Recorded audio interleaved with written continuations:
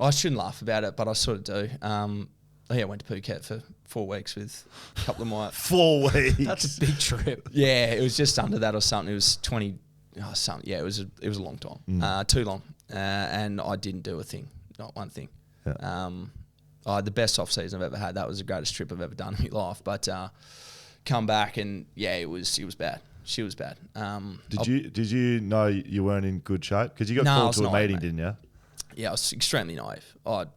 This was just the mindset thing of myself. I played footy in the country, never done pre-season, just started to get into them obviously when I got drafted, and I enjoyed myself off the field way too much, and I thought I could keep doing it. I wasn't really enjoying my footy at that stage either, because as a young rookie coming from a real low base, extremely unfit. A lot of my training was just running. And not much footy work, which I love the game of footy, but it's not an excuse, but didn't do anything, come back, and I was extremely naive. I thought I'd be all right. I started running a couple of laps, and then it was getting bad when we did 1K, and so we did 4 1Ks, and we come back, just young boys, just trot, nothing quick, sort of 4:35 minute pace. And I was held on. I think, here we go, I'm going to get away with this. And then second one come around and I was... So the first one you held on? I held on. So I that was my thing. I didn't pace myself.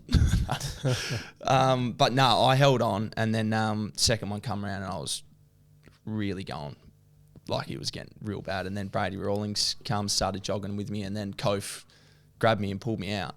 And I thought, he's pulling me out for a bit of load or something. I don't know, it must be going all right. I don't know. This is how stupid I was. I wasn't even thinking about it.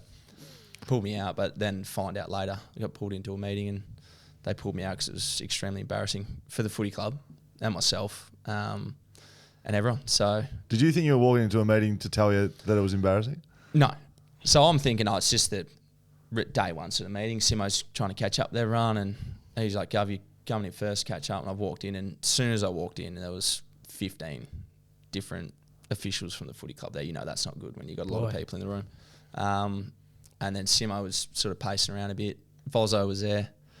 And I sat down and, the shackles were off. I absolutely copped it, which I deserved, mate. I deserved every bit of it. But and that was just from your form of running? Or had you... just the shape I come back, mate. I was 8 kilos overweight.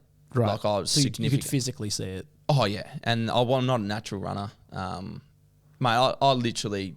completely fucked up or stuffed up. And so, no, you can swear. And so they banished you from the club, didn't they? Yes. Simo pretty much, it was scary. Like they were talking about ripping contracts up and stuff, which was fair enough at the stage. Like I wasn't once pissed off at anyone except for myself because I knew I'd done it all myself and it was my fault. But they were talking about cutting contracts up and everything else. And then Simo just sort of said, look, you can go away for 3 months. Get fit, and if you get fit, then we'll consider bringing you back to train and see how you go. But if not, then you're done, pretty much. So, I just obviously had a few tears on the way home in the car. I'm not a big crier, but they got me going. Cried on the way to Albany. Yeah, I'm a massive crier deep down, a closet crier. Did they know about the trip? Yeah, I think they did. Like, I was pretty honest with them. Like even when I got drafted, like the day before. I was in Bali for a week before the draft come through, and they called me and said, "I can come in for a meeting." And I didn't know I was going to get picked up. And Trev Woodhouse like, "Mate, how you going to be been doing it running?" I said, "Mate, I haven't done a thing. I'm going to be that far behind." He goes, "All right, no worries. We'll see if we'll consider you in the rookie draft." I said, "No worries." I just got picked up. It was the same with Phuket. They said, "What happened?" I said, "Mate, I haven't done any hours of training. I've absolutely cooked it." I think I sort of respected that in a way. I guess I was just put my hand up and try to own it as much as I can. Yeah. And then it was get away, go. I was only on a little rookie wage back then on 22 grand a year or something. So I went and cleaned my bank account out and bought a bike. That was that day. I just went and bought a bike. I saw this stuff. I'm going to ride everywhere. Rode from, what did I do? I rode from Hillary's down to Freo. I would have done like 70, 80 Ks. And I was just so angry at myself. That day. And I had to run that next. So this is how stupid I am. Like this sums up a young, naive kid that has no idea about anything. And I could barely walk. You've gone from no riding a bike to riding a significant amount of Ks. And I've got a mountain bike too. It's not like a road bike. And I'll wake up the next day and I can't walk.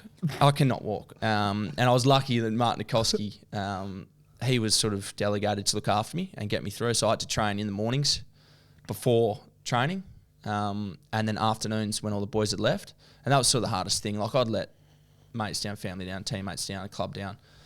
But like knowing your teammates was so pissed off. You know, I know like blokes in that team and that squad and people before me have tried their ass off to get the opportunity that I've got, and I've absolutely butched it up. So that was sort of fizzling away in the background, and I had to go do some running with Nico, and I could barely move. And I said, Nico, man, I'm feeling so. He said, why are you so sore? I said, man, I've ridden. He said, where'd you ride to? And that was like, Nico's like, mate, you need to start changing the way you're thinking, looking at everything. Because I was just shoot from the hip, go for it, do whatever. I'll deal with the consequences later, sort of thing. Yeah. Unfit, ride till your legs fall off. Yeah, just go. Yeah, I was just not. I had no idea about it. Which isn't an excuse at all. And that's on me for not actually sourcing. I've got people around me in clubs, people at the club. You got abundance of resources. I hadn't sourced any of them out to help me get better in that space. But Nico really took me under his wing and showed me the ropes of sort of what it means to be professional. And it's just the sort of, it's not the guidelines, I guess. It's just this is the basic way of trying to live as an AFL footballer. What was that? What was that meeting like then when you came back after after training for a few months? It was brief with Simo. There was an underlying thing of the whole meeting. Like I was obviously banished, of course. But there was an underlying confidence in Simo I could feel. Like he threw me to the wolves a bit with it, which is fair enough. Like I would have done the same, but there was this underlying confidence of he sort of rated me. Yeah.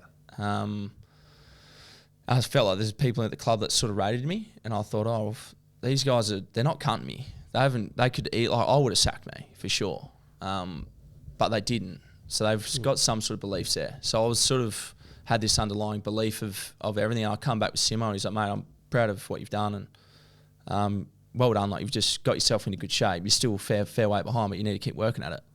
And then he sort of mentioned I trained really well one of those days and won the match sims or something. He goes, mate, look, to be honest, I'm just pissed off because I think you can play.